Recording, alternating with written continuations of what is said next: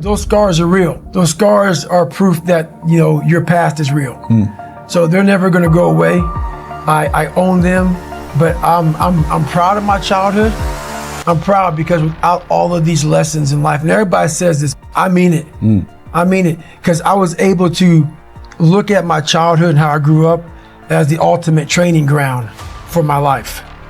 There has to be some people on this planet Earth who have my mentality.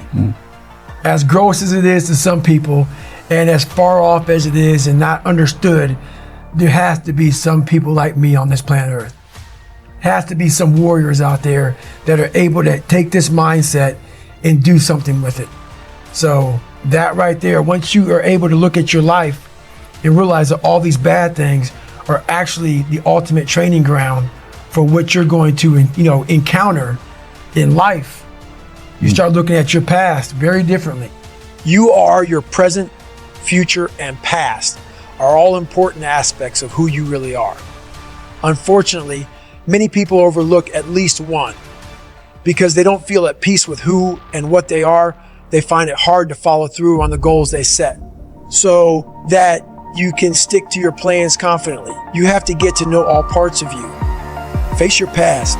Your past will shape who you become today. Your past influences your feelings and the natural responses of your brain to stimuli. In your earliest years of life, you realize that certain actions led to certain responses. These associations may have been positive or negative. There are always negative aspects in our pasts that can make it difficult for us to move forward. Others may see the past as an idyllic time and long for the golden age they can have back. In either case, a negative outlook can lead to both your future and your present. This is why it's so important to acknowledge your past. Accept the fact that your life is your past and that you cannot change that. The past cannot be changed, no matter how much you try, but you can change it and make it reflect you better. Your past is yours to make meaning of. It doesn't have the power to disable you. You can harness it to power your drive for the future. It can only hold as much power that you give it, so make sure to use that power wisely. Recognize and accept the trauma you have, even though it may be difficult. You don't have to forget about trauma or minimize its importance, but you must learn to see the trauma as a whole and give it the weight it needs. This is true for both minor and major trauma. No matter how much trauma you still have, it is important to learn from it. Analyze your past to see how it has affected you. Once you have recognized your trauma, then you can explore how that trauma or your joy in life has changed you. Now think about all the things you might have done differently without the trauma.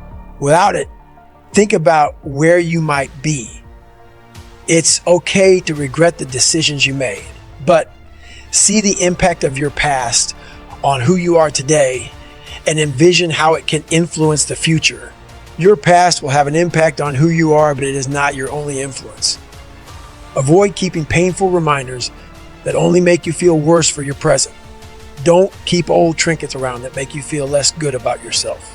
Forgive, but don't forget. If you feel it will help you forgive those who have hurt your feelings, do so. You don't have to forgive people who have hurt you. It's about letting go of the guilt and shame that has held you back. You release yourself from the pain of your hurt and its power over. It is important to remember what happened. You can't block those memories, but it is a waste of time.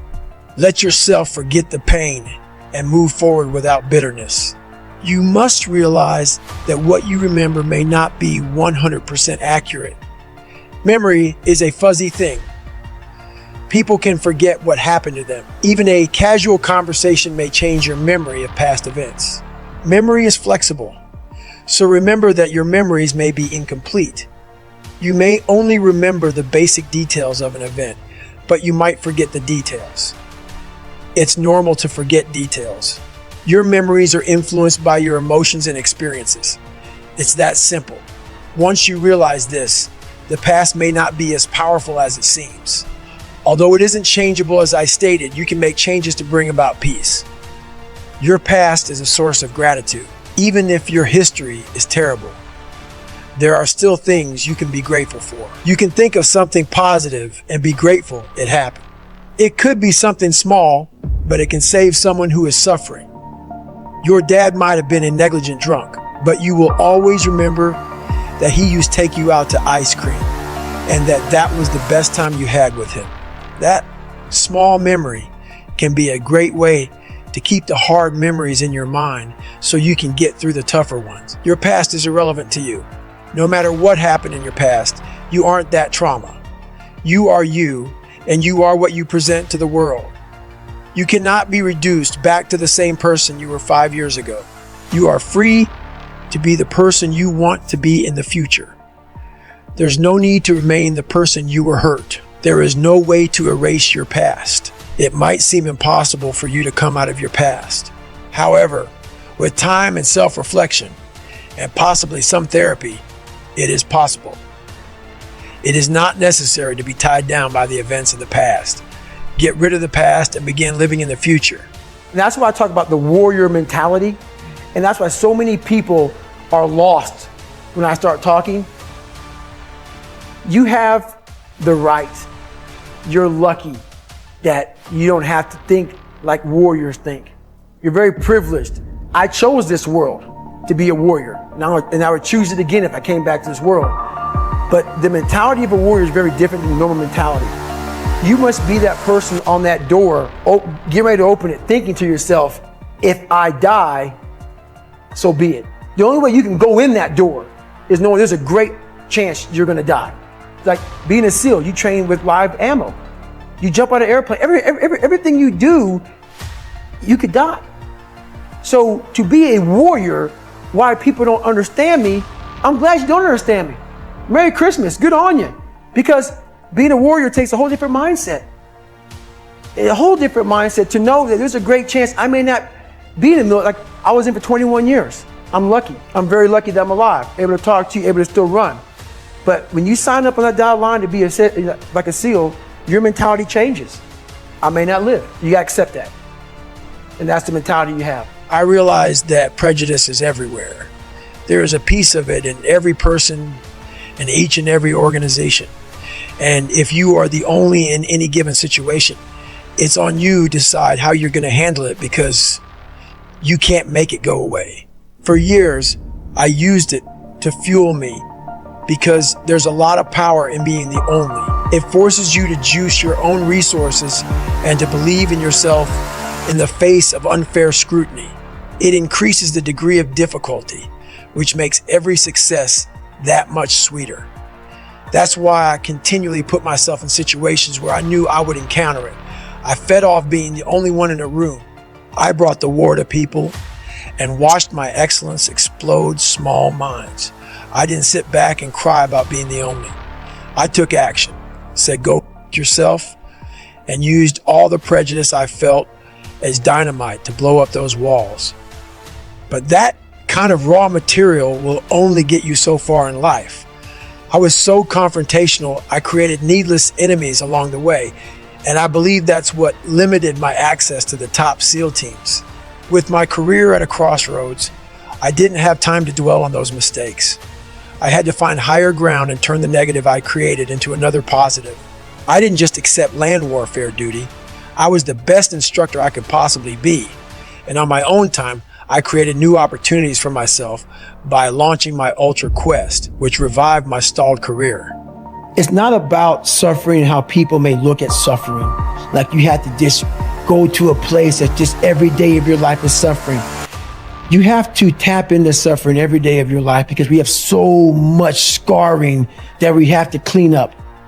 You have to look at suffering as almost like I look at failure. To succeed, you must fail. In failure and in suffering, all the answers are in there. All the answers to all the test questions. The test is your life. All the answers are in there. You don't have to live in suffering and pain and failure all the time.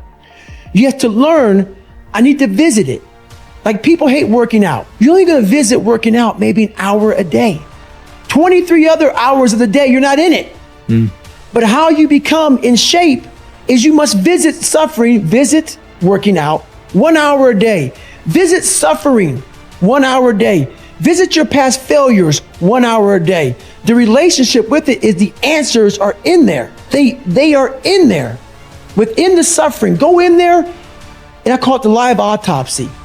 The live autopsy. How you find out someone died? They crack you open after you're dead. How you can live is do it while you're alive.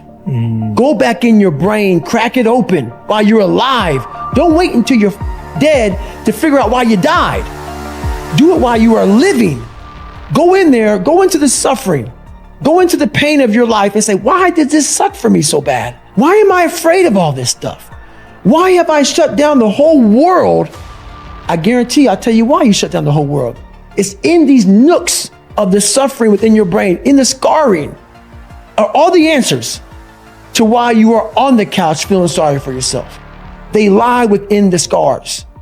Visit them for at least an hour a day, study them, and then you'll find out more about yourself. You will then grow. So don't look at it as every day I suffer. Go into it an hour a day. Learn from yourself, learn from life, learn from your failures, learn from your insecurities, learn from your self-doubt. Don't just say, I'm afraid to jump off an airplane. What makes you afraid of it? Study it. That's why I studied my mind. Why I became so powerful in the mind is because I realized I was weak. So instead of running away from the mind, I dove into it and said, what is making me weak? Oh, this makes sense. I came from hell. I came from a place that beat me down to nothing, which is why I'm afraid. All this makes sense. So systematically, one by one, I went back and met every single person in my mind, every situation. I went one-on-one with them again in my mind and said, okay, let's now revisit this. And that's how you do it. That's how it works. This challenge for the unusual motherfuckers in this world. A lot of people think that once they reach a certain level of status, respect, or success, that they've made it in life. I'm here to tell you that you always have to find more. Greatness is not something that if you meet it once, it stays with you forever. That evaporates like a flash of oil in a hot pan. If you truly want to become uncommon amongst the uncommon, it will require sustaining greatness for a long period of time. It requires staying in constant pursuit and putting out unending effort. This may sound appealing, but will require everything you have to give and then some. Believe me, this is not for everyone because it will demand singular focus and may upset the balance in your life. That's what it takes to become a true overachiever. And if you are already surrounded by people who are at the top of their game, what are you going to do differently to stand out? It's easy to stand out amongst everyday people and be a big fish in a small pond. It is a much more difficult task when you are a wolf surrounded by wolves. This means not only getting into Wharton Business School, but being ranked #1 in your class. It means not just graduating Buzz, but becoming enlisted honor man in Army Ranger School, then going out and finishing Badwater. Porch the complacency you feel gathering around you, your co-workers and teammates in that rare air. Continue to put obstacles in front of yourself because that's where you'll find the friction that will help you grow even stronger. Before you know it, you will stand alone